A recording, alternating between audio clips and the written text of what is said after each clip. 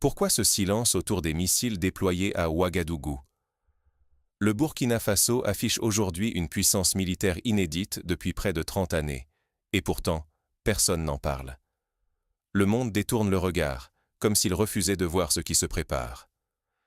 Pendant plus de 27 années, sur conseil d'alliés étrangers, le pays n'a eu droit qu'à une armée symbolique. Vous n'êtes pas en guerre, inutile de vous armer, lui disait-on. Résultat, une nation vulnérable, incapable de défendre ses frontières, livrée aux menaces extérieures. Aujourd'hui, des missiles balistiques circulent en plein jour dans la capitale. Le choc est réel, mais la communauté internationale garde le silence. Aucun avertissement, aucune condamnation, comme si ce tournant n'existait pas. C'est un basculement radical. Le Burkina Faso ne subit plus. Il s'arme et prend enfin le contrôle de son destin. Cela change tout et laisse présager un nouvel équilibre des forces dans la région. Ignorer ce moment, c'est s'enfermer dans l'idée d'une Afrique condamnée à l'impuissance. Ceux qui ne saisissent pas l'enjeu risquent de manquer le réveil d'un continent décidant, pour la première fois, d'assurer sa propre sécurité. Pour comprendre ce bouleversement, il faut revenir en arrière. Pendant près de 3 décennies, la faiblesse militaire du Burkina Faso a été imposée. Tout commence il y a plus de 27 années. Ce n'est pas un accident. C'est une stratégie invisible, orchestrée sous couvert de conseils étrangers. Tout bascule avec l'assassinat de Thomas Sankara. Blaise Compaoré prend le pouvoir, avalisé par la France. Une consigne lui est imposée. Pas de guerre, donc pas d'armée forte, et surtout, jamais d'armes lourdes. Pendant 27 années, l'armée burkinabé reste sous-équipée, sans doctrine ni stratégie. L'État, délibérément affaibli, dépend entièrement des puissances extérieures pour sa sécurité. En 2011, la chute de la Libye fait exploser le terrorisme au Sahel. Le Burkina Faso, sans moyens, devient une cible facile. Face à des groupes armés suréquipés, il n'a ni doctrine, ni matériel, ni capacité de riposte. Ce n'est pas une fatalité, mais une faiblesse entretenue pour maintenir la dépendance et empêcher toute montée en puissance régionale. Refuser de voir ces mécanismes, c'est tourner le dos à l'histoire du pouvoir en Afrique.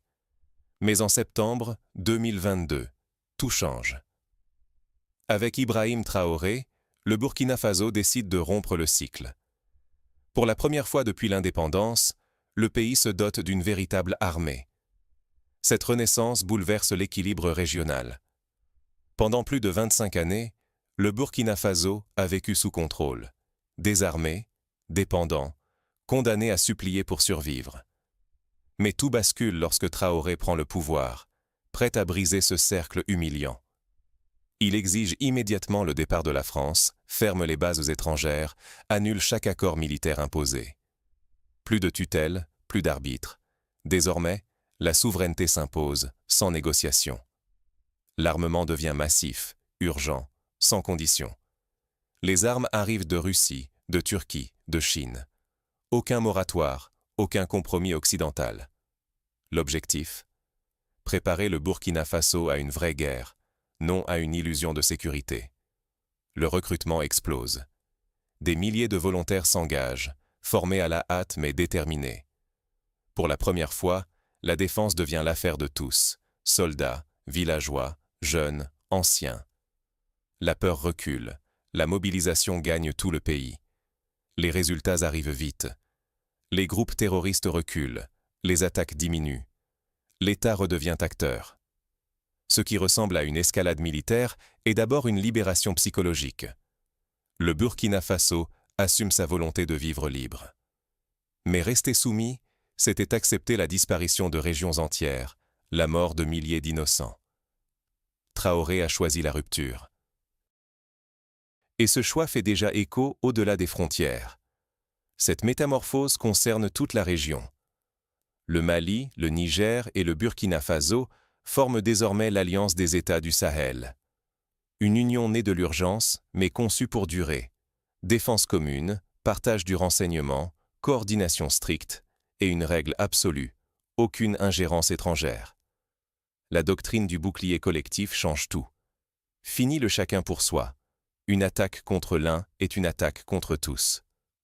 Tenir ensemble ou sombrer séparément, telle est la promesse. L'arrivée de missiles balistiques n'est pas une provocation, mais un avertissement. Ces armes ne traquent pas des groupes isolés. Elles montrent que la souveraineté du Sahel n'est plus négociable. Désormais, toute agression extérieure aura un prix. Derrière cette force affichée, l'Alliance se prépare à l'orage.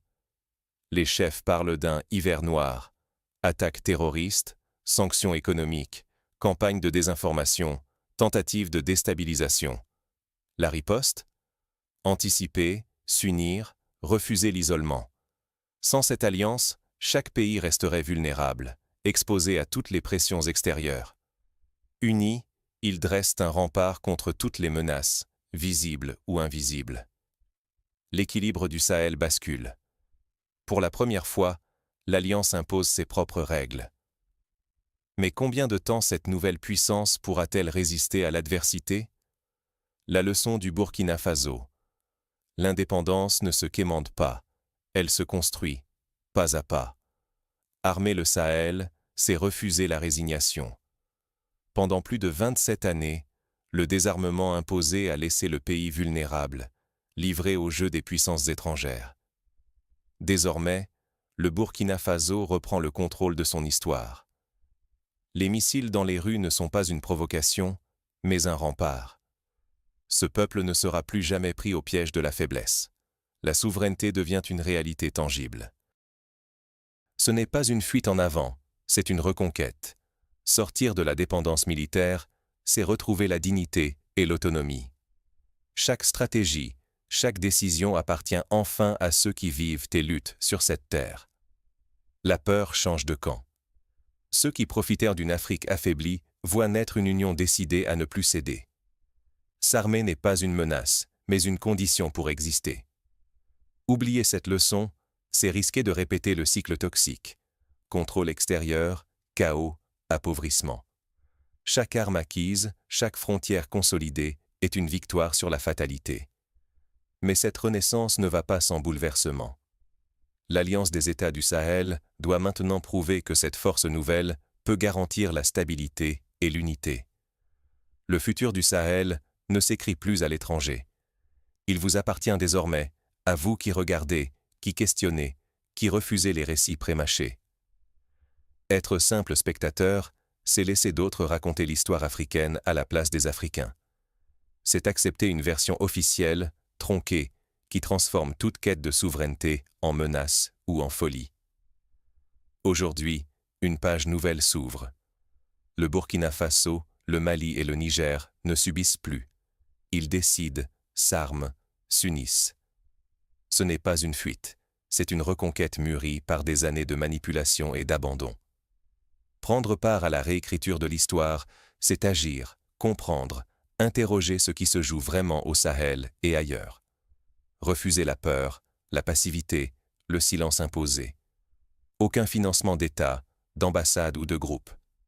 Notre force, c'est vous. Si vous voulez des enquêtes qui dérangent, soutenez ce média. Rejoignez ceux qui refusent le récit dominant. Le moment est venu d'être acteur. Le vrai danger n'a jamais été l'émancipation africaine. Le risque, c'est de voir l'histoire du continent encore confisquée.